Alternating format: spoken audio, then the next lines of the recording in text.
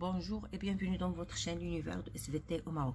Pour les élèves de la 12e année de collège, le 3e chapitre, la 4e séquence, les roches magmatiques caractéristiques de la dorsale médio-océanie. إذا بالنسبة لتلاميذ السنة الثانية إعدادي، الدرس الثالث المقطع الرابع الصخور الصهارية المميزة للذروة وسط المحيط. Alors, dans cette séquence, on va présenter deux roches magmatiques caractéristiques des zones d'accrétion lithosphérique. C'est le basalte qui est une roche volcanique et le gabbro qui est une roche plutonique. Un modèle expérimental permettra de faire le lien entre la structure grainue ou microlithique et les conditions et les étapes de refroidissement du magma. إذن قلت بالنسبة لهذا المقطع غادي نتعرفوا على صخرتين صهاريتين اللي بيشبههم مصدرهم الصهارة، وهاد الصخرتين كيميزوا مناطق التباعد، وهما صخرة البازالت اللي تعرفنا عليها سابقا وهي صخرة بركانية، وصخرة أخرى بركانية لكن هذه المرة بلوتونية وهي الغابرو. وغادي نتعرفوا على بنية هاد الصخور، دونك هنا كنهضروا على ستركتور دو سي روش، والتي لها علاقة بعملية تبلور الصهارة وظروف تشكل هذه الصخور. إذا غادي نبداو comme toujours par je pose le problème. Alors, le refroidissement d'un même magma dans des conditions différentes peut donner des roches magmatiques de structures différentes. إذا قلنا تبريد الصهارة في مراحل مختلفة وفي ظروف مختلفة غادي تعطينا صخور صهارية لكن عندها بنيات مختلفة. Alors, la première question qui se pose, comment se forment les roches magmatiques? إذا كيفاش كتشكل هاد الصخور الصهارية؟ La deuxième question, comment peut-on expliquer leur structure? كيفاش نقدروا نشرحوا اختلاف بنية هذه الصخور؟ Très bien. Alors, ce qu'il faut savoir d'abord, c'est que les roches magmatiques, alors les roches magmatiques, ce sont des roches issues du magma. Magmatiques sont les roches issues du magma. Alors, les roches magmatiques, كنلقاو deux types de roches. Alors, on trouve deux types de roches. كاينين des roches magmatiques plutoniques ou كاينين les roches magmatiques volcaniques. Roches magmatiques toujours, mais cette fois-ci volcaniques. Alors, بالنسبة les roches plutoniques هما des roches dont le refroidissement du magma se fait en profondeur. يعني هنا le magma n'arrive pas en surface، يعني التبلور نتاع هاد الصهارة وتشكل هاد الصخور غادي يكون في العمق، وبالتالي في الصهارة ما كتوصلش الى السطح، بمعنى تبريدها كيكون في العمق. Par contre les roches volcaniques هما les roches issues des volcans. Ça veut dire كنسميهم aussi les roches d'échappement، يعني هما صخور اللي الصهارة كتخرج من فوهة البركان وديك اللافا كتبرد وكتعطينا في التالي صخور اللي كنسميوها صخور بركانية. لكن هادو كيبقاو بجوج ان المصدر ديالهم هو الصهارة اللي هي لو ماغما. Très bien. Alors, je commence par le basalte. Alors, parmi هاد les roches اللي قلنا غادي نشوفو comme roche plutonique غادي نشوفو ici le gabbro.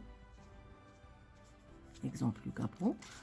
Comme une roche volcanique, غادي ناخدو le basalte qu'on connaît déjà. Le basalte. وغادي نشوف bien sûr la différence entre ces deux types de roches. غادي نديروه على شكل جدول. Très bien. Alors, je commence par la première activité. Alors, activité 1. Le basalte et le gabbro. Le document 1. Le basalte représente 90% des roches volcaniques. إذا قلنا هنا البازالت كيمثل 90% من الصخور اللي هي بركانية. Il est constitué de cristaux noyés dans une texture sans cristaux ou pâte de verre. بمعنى هاد الصخرة غادي تبان لنا بحال مجموعة من البلورات. هاد البلورات كنشوفوهم داخل واحد العجينة سوداء اللي كنسميوها العجينة الزجاجية أو عجينة الزجاج. Alors, le basalte se forme à partir d'une lave fluide. إذا كنعرفوا سابقا أن هاد البازالت كينشأ عن طريق تبريد لافات اللي هي كتكون مائعة، وهاد الصهارة المائعة مرتبطة بطبيعة الحال بالبراكين اللي هي براكين انسكابية اللي شفناها على مستوى الخاص في وسط الذروة المحيطية. Il est donc lié à une éruption de type effusif. Alors ici j'ai un échantillon de basalte avec des cristaux de grande taille. Alors هنا كيبانوا لنا واضحين هاد الكريستaux de grande taille، وهذه بطبيعة الحال هي صخرة البازالت. فكما كنلاحظوا هنايا البازالت هي واحد الصخرة اللي هي اللون ديالها كيكون يا اما اسود يا اما رمادي، وهذا البازالت كيحتوي على عناصر غير عضويه كنسميوهم المعادن اللي هما لي مينرو. وهاد الصخره كتظهر عند الملاحظه ديالها بطبيعه الحال بالمجهر المستقطب، وغادي نهضر لكم على لو ميكروسكوب بولاريزون. سي ان ميكروسكوب اللي هو سبيسيفيك بور اوبسيرفي لي روش، والطريقه باش كنشوفوا لي روش او بيان لي كونستيتيون دي روش magmatique كنشوفوهم sous forme de lames minces. Alors l'observation كتكون à travers des lames minces et on utilise le microscope polarisant. إذا قلنا عند رؤية هاد مكونات هاد الصخرة كيبان لنا على أن هاد الصخرة مكونة من أشكال هندسية كنسميوها حنايا باللورات دي كريستو، بالإضافة إلى مادة غير متبلورة كما كنلاحظوا هنايا سوداء اللي هي تطلق عليها اسم العجينة الزجاجية. Alors ce que je viens de dire que le basalte ou bien la lame mince du basalte observée au microscope polarisant avec montre. Alors il استعملنا هاد les lames minces pour observer les constituants bien les minéraux de le basalte. On observe qu'il est constitué, le basalte est constitué de gros cristaux qu'on appelle les phénocristaux. إذا اللي الحجم ديالهم كبير كنسميوهم les phénocristaux. De petits cristaux qu'on appelle les microlithes. إذا باللورات الصغيرة كنسميوها الميكروليتات، les microlithes. والعجينة الزجاجية هي العجينة الغير متبلورة. إذا بالتالي فهاد الصخرة نقول أن لها بنية ميكروليتية، بمعنى أن بها عجينة زجاجية. داخل هذه العجينة الزجاجية نجد بلورات كبيرة القد وبلورات صغيرة. Les cristaux appartiennent à des espèces chimiques appelées minéraux. إذا قلنا البلورات ما هي إلا عبارة عن معادن كوم لوديفين إيسي. إذا هنا كنلاحظوا وجود هاد البلورات اللي قلنا اللي هي كبيرة اللي سميناها لي زوليفين. هاد لي زوليفين خدات هاد الاسم نظرا للون ديالها الأخضر، وهاد لي زوليفين سو سون دي مينéraux. دونك سي ان مينérال. Très bien. Après je passe au deuxième exemple اللي هو l'exemple du غابرو. اللي سبق لي قلت لكم ان الغابرو هو صخره صهاريه لكنها بلوتونيه. سي اون روش magmatique plutonique. وغادي نشوفوا لا ديفيرونس entre les deux roches. Alors le document 2, alors vous voyez ici le document 2, le gabbro roche magmatique grainue. اذا هنايا هضرنا على بازالت وقلنا على ان له بنيه ميكروليتيه. هنا غادي نشوفوا بلي لو غابرو عنده واحد البنيه اللي كنسميوها بنيه محببه، بمعنى حتى الشكل ديالو فإذا حدينا هاد الصخره باليد ديالنا كنلقاو على ان عندها واحد الشكل اللي هو محبب. اذا هذا نتيجه هاد باللورات اللي كتكون لنا هاد الصخره. Alors ici on a un échantillon du gabbro et la lame mince observée au microscope montre des pyroxènes et péridot du feldspath. Alors هنا كنلاحظوا على ان هاد الصخره ما عندناش فيها واحد العجينه زجاجيه، دونك هنا عندنا لابسونس دون بات فيتروز. سا فو دير كو هاد لا روش elle est totalement cristallisée. هاد لا روش elle est totalement cristallisée contrairement à la première اللي هي ماشي عندها une cristallisation qui est complète، عندها une cristallisation qui est partielle. Alors dans ce cas on a une cristallisation qui est complète. Ça veut dire absence de la pâte vitreuse et la roche est constituée uniquement de cristaux à peu près de la même taille. Très bien. Alors كيفاش غادي نقدروا نفسروا هاد البنيه نتاع هاد الصخور اللي هو مختلف؟ علاش بنيه هاد الصخور مختلف؟ علاش البنيه نتاع البازالت هي بنيه ميكروليتيه والبنيه نتاع الغابرو هي بنيه محببه؟ Alors pour expliquer cette différence de structure entre les deux types de roches, alors هنا غادي ندوزو نشوفو des expériences pour comprendre la structure des roches volcaniques comme le basalte. وهاد التجربه بطبيعه الحال غادي نديروها على البازالت. الوغ نعاود مره اخرى نشرح لكم شنو كنقصدوا بالبنيه. الوغ قلنا على ان بنيه الصخره او ما يسمى لا ستركتور دو لا روش بطبيعه الحال عندها علاقه بشكل وقد البلورات اللي كتكون لها الصخره وكيفيه ارتباطها بعضها البعض. ملي كتكون الصخره غير كامله التبلور كما هنا لو كان تاع لو بازالت، اذا هنا كنلقاو بلورات كبيره واخرى صغيره اللي هي ميكروليتات، وكنلقاو العجينه الزجاجيه. هنا كنهضروا على واحد البنيه اللي هي ميكروليتيه، اون ستركتور كي ميكروليتيك. الوغ ملي كتكون الصخره كامله التبلور بمعنى ان هنالك غياب العجينه الزجاجيه والبلورات كلها كتكون مرتبطه ببعضها البعض وتقريبا عندها نفس القد، هنا كنهضروا على واحد البنيه اللي هي بنيه محببه. اذا كما كتلاحظوا بنيه الصخره عندها علاقه بظروف تشكل هاد الصخور، وهذا الشيء اللي غادي نشوفوا بالنسبه لهاد التجربه اللي غادي نديروها على لو soufre. Donc on va réaliser une expérience sur le soufre باش نشوفوا les conditions de formation de cette roche qui est لو بازالت. الوغ علاش اختارينا بطبيعه الحال لو سوفر اللي هو الكبريت وما درناش تجربه على البازالت؟ اذا قلنا باش نكشفوا على ظروف تشكل مكونات البازالت اقترحنا تجربه اللي هي نستعملوا فيها الكبريت. علاش؟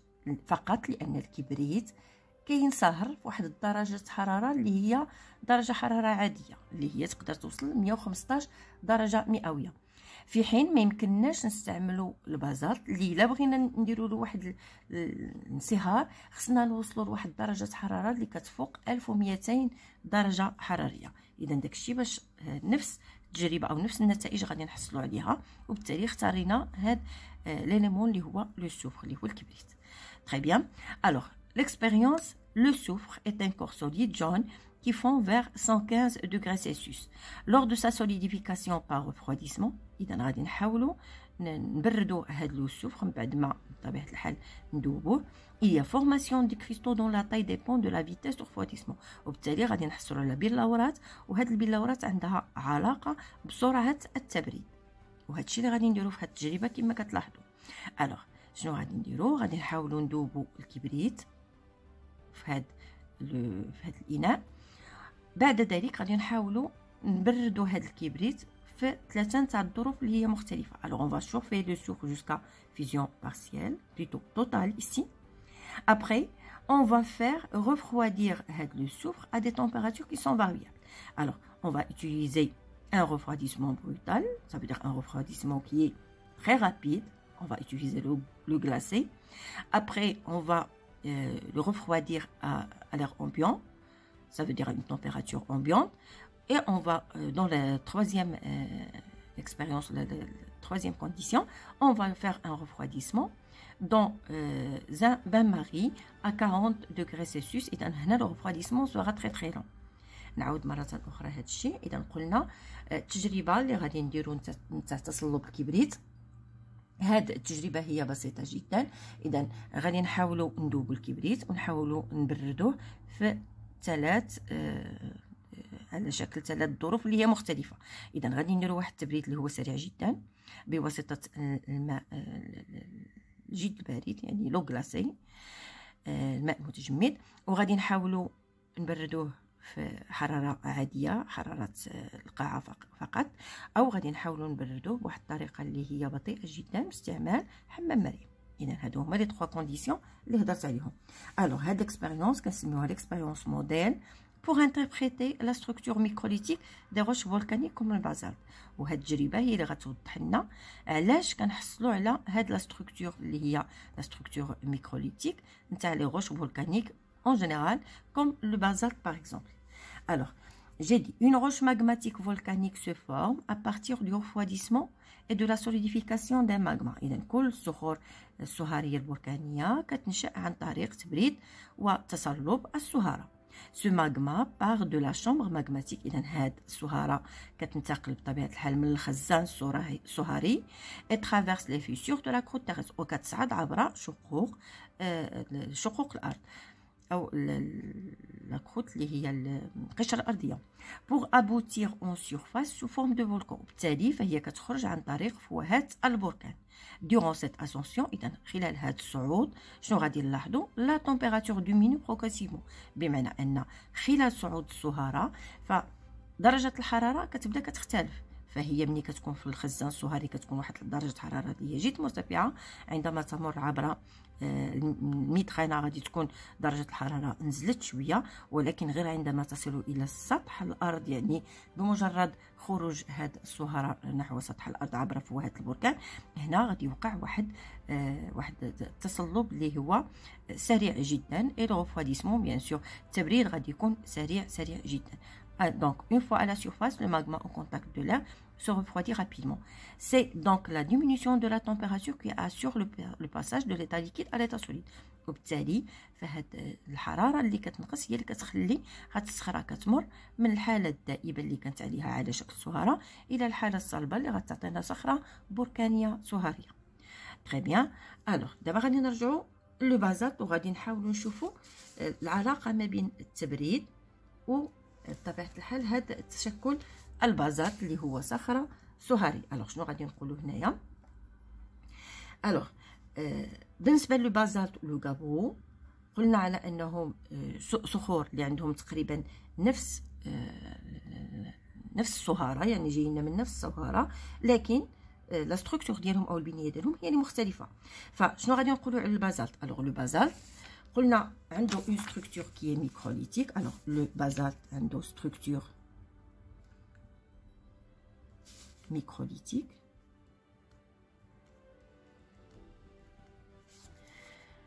Alors tandis que le gabbro on a une structure grenue. Une structure qui est grenue. Alors pourquoi? Tout simplement parce que la lame mince du basalte montre des gros cristaux qu'on appelle les phénocristaux, de petits cristaux qu'on appelle les microlithes, et une pâte vitreuse. Ça veut dire qu'il est constitué par des phénocristaux, les gros cristaux, les microlithes, les petits cristaux, les microlithes, alors DES, et une pâte vitreuse non cristallisée, la pâte de verre. Très bien. Tandis que le gabbro a une structure grenue car toute la roche est cristallisée. Une cristallisation totale. Ça veut dire il est formé uniquement de cristaux,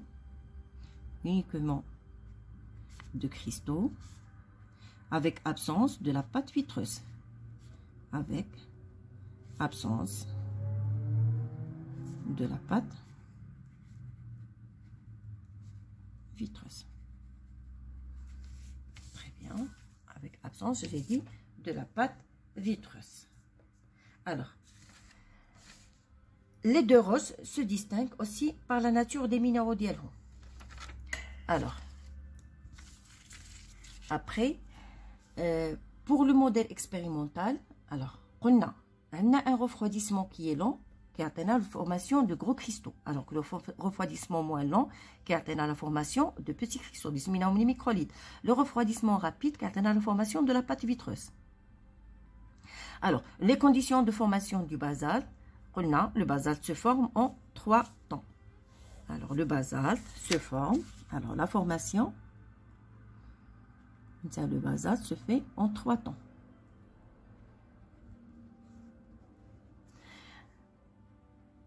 Alors, on a déjà refroidissement lent du magma en profondeur qui atteint la formation de phénocristaux. Lorsque le magma se rapproche à la surface, sa température diminue. Donc, déjà, les cristaux de petite taille qu'on appelle les microlithes. Ou arrivé en surface, le magma se refroidit très rapidement, d'où la formation de la pâte vitreuse. Donc, on a la formation du basalte qui compte en 3 temps.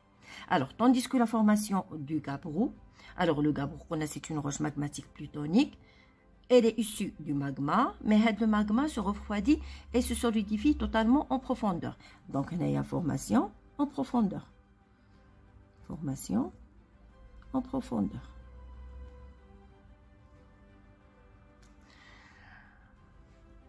Alors, la roche n'atteint pas bien sûr la surface. La roche est totalement formée de cristaux. Alors on dit qu'elle a une structure qui est grenue.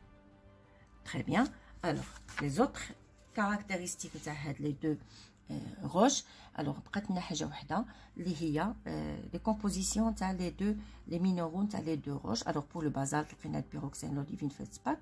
La même chose pour le gabbro, غادي نلقاو pyroxène, les péridots et le feldspath. Alors, je passe pour répondre aux questions. Alors, tout d'abord, cristal, la définition, substance minérale due à forme géométrique, caractéristique. Donc, نهضرنا على البيلاورات وقلنا البيلاورات هي مواد معدنية كتاخذ هذا الشكل اللي هو على شكل بيلاورات وعندها واحد الشكل اللي هو شكل forme géométrique. Les phénocristaux, cristal de grande taille. Donc les phénocristaux هما البيلاورات الكبيرة القد. Les microlithes, petits cristal non visibles à l'œil nu mais visibles au microscope. هما بيلاورات صغيرة القد غير ظاهرة يعني لا ترى بالعين المجردة. لرؤيتها يجب استعمال المجهر وبالخصوص المجهر المستقطب اللي قلنا هذا المجهر هو اللي به كنشوفوا لي لامانس اللي هما الصخور بطبيعة الحال الصخور غالبا الصخور صهارية. La pâte de verre, la partie non cristallisée de la roche. La pâte de verre قلنا هي العجينة الزجاجية وهو داك الجزء الغير متبلور من الصخرة. Alors, proposer des hypothèses à propos des conditions de conséquence du refroidissement du magma. إذا هادشي راني ديجا شرحته. قلنا على أن le basalte et le gabbro sont différents au niveau des structures et ceci a une relation avec la formation et le refroidissement de ces deux types de roches. Alors, pour le gabbro, se forme en profondeur, il est totalement cristallisé, il a une structure grainue. Pour le basalte, c'est une roche qui se forme en 3 étapes. Alors, au cours de la montée du magma, par diminution de la température, donc la formation débute la montée de magma à partir de la chambre magmatique. On a la formation de gros cristaux, les phénocristaux. Arrivés dans les cheminées, se forment les petits cristaux, les microlithes. Une fois à la surface, ce qui reste du magma se refroidit rapidement. Alors, on a le temps de cristallisation et par la suite, on obtient une pâte vitreuse. Très bien. Alors, à partir des documents 1 et 2, comparer le basalte et le gabbro du point de vue de la structure, la nature des cristaux et leur taille. Donc, c'est ce que je viens de faire. Réaliser la manipulation du document 3 sous la responsabilité. Alors, généralement, l'expérience, en classe, à partir du modèle expérimental du document 3 et des données du document 4, interpréter la structure respective du gabbro et du basalte et décrivez les étapes et leur formation. Donc, la structure grainue et la structure microlithique du gabbro et du basalte, je viens de l'expliquer tout à l'heure. Alors, j'espère que merci pour votre attention et à la prochaine vidéo.